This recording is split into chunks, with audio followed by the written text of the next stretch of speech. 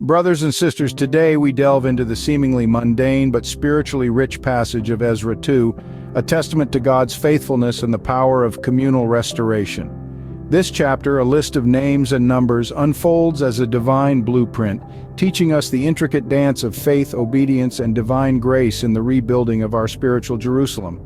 In Ezra 2, every name represents a soul's commitment to return and rebuild, not just walls, but a community of faith.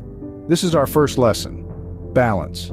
Just as the Israelites balanced their individual faith with their communal responsibilities and divine providence, we too are called to find equilibrium in our spiritual journey.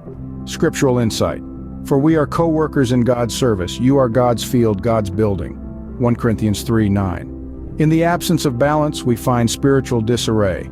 Neglecting any aspect of our triad, faith, community, or divine guidance, leads to a lack of spiritual equilibrium, a life unanchored and adrift.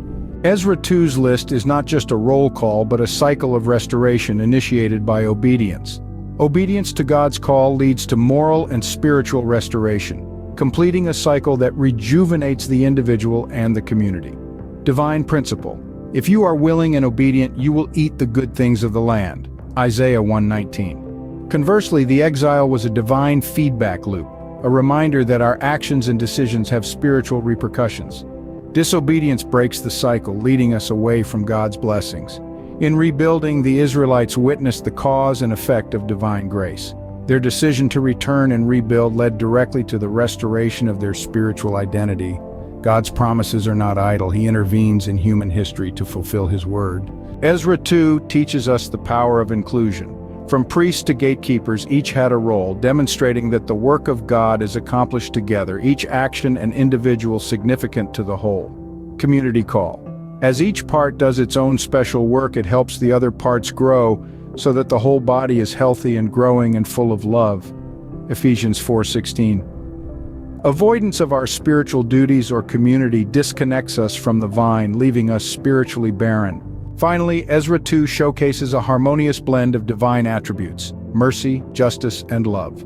This divine harmony guides our collective restoration efforts, just as it did for the Israelites returning to Jerusalem. Harmonic insight. Mercy, peace, and love be yours in abundance. Jude 1:2. Where there is dissonance, when we act contrary to divine will, we find ourselves out of tune with God's plan for our lives.